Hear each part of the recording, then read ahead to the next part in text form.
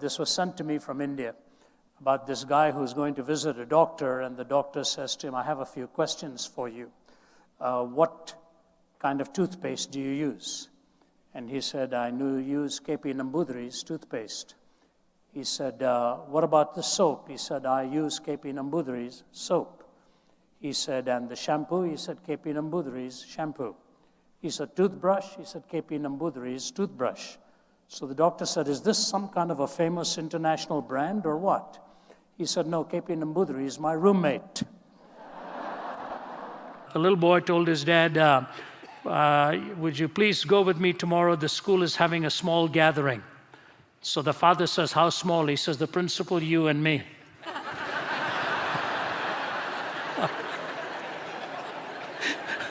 I used to be invited to a lot of those small gatherings. My father, I never had the courage to tell my dad. If I weren't sick by then, he'd make me sick at that point. This father is called up by a principal in India and told, because his son was being suspended constantly. So the father said, why are you always suspending him? They said, because he's stealing things.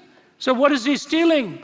Pencils, pens, erasers, paper clips, reams of paper from the school. And he says, I don't know why he would do that. I could bring all of those things from the office for him. And as soon as he said that, he realized what he'd done. He'd put his imprint upon his son and trained him to think that way. But English is the only language that I know in which the watch runs. Every other language I know, the watch walks. In Hindi, they say, "Ghadi chal rahi hai," the watch is walking. And maybe that's why we're going nowhere, where I come from, but at least maybe that's why we get less ulcers along the way as well. When my daughter Sarah was only 2, we were crossing over from Jordan, across the West Bank into Israel. Never forget it. It was 1977. And at that time, you'd cross over the Allenby Bridge. I'm sure many of you here have done that. You'd spend about 2 hours standing in line, and people are restless. Sarah was being held in Margie's arms, and we'd prepared her for a long day. She was a little over 2. And at one point, she just looked around, and of course, the Israeli soldiers are armed to the teeth out there. She didn't know any better. She looked at one of these soldiers and said, "Excuse me, sir, do you have any bubble gum?"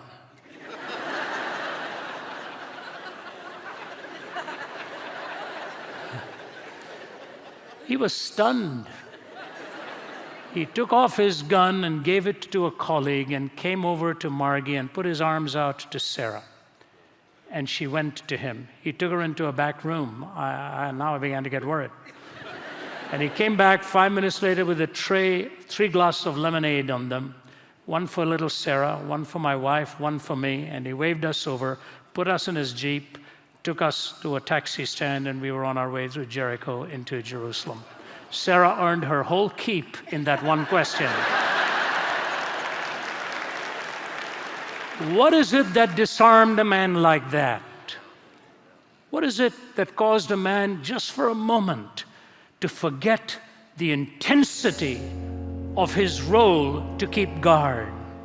It was the voice of a little child and the innocence of that little child who had no clue what was really happening. And in India, they say, never go empty-handed to visit a friend, and even more so visiting an enemy.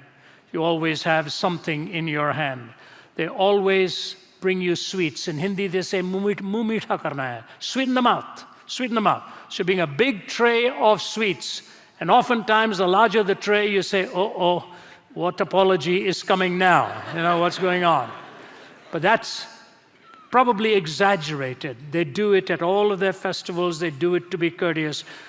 Half of my suitcase's weight when I go overseas is gifts to people. My mother brought me up that way, and I do have some regrets, because I arrive with all these gifts and sometimes see I forgot my socks or my pajamas or something like that, because it already weighed so much. And so this boy's got all the gifts he's sending ahead to Esau. He's softening him up before he gets there. When he meets up with Esau, or he says to Esau, when Esau forgives him, you know what he says? "I see in your face the face of God." He'd betrayed him. He cheated him.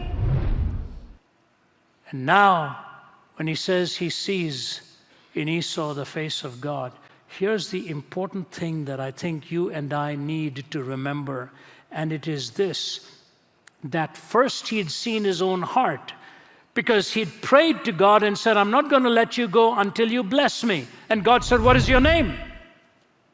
Why? He thought God knew everything. He doesn't even know his name? No. Because when he stole the blessing from a blind father, he lied about who he was. Now he is before an all-seeing God, and God says, all right, I'll bless you. Who are you? He says, you've got me. My name is Jacob. God says, I will make a great nation out of you.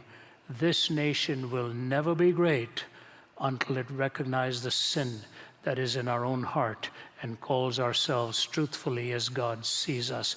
That is the first step in any revival and any turning to, when we see our hearts the way God sees us. The arrogance that we see today, the hubris, the pride, the know-it-all, and the more we think we know, the more humiliated we get on the world scene. Only when we acknowledge before God how weak and impoverished we are, can God really turn to start helping us. Communion with God, reunion with your brother.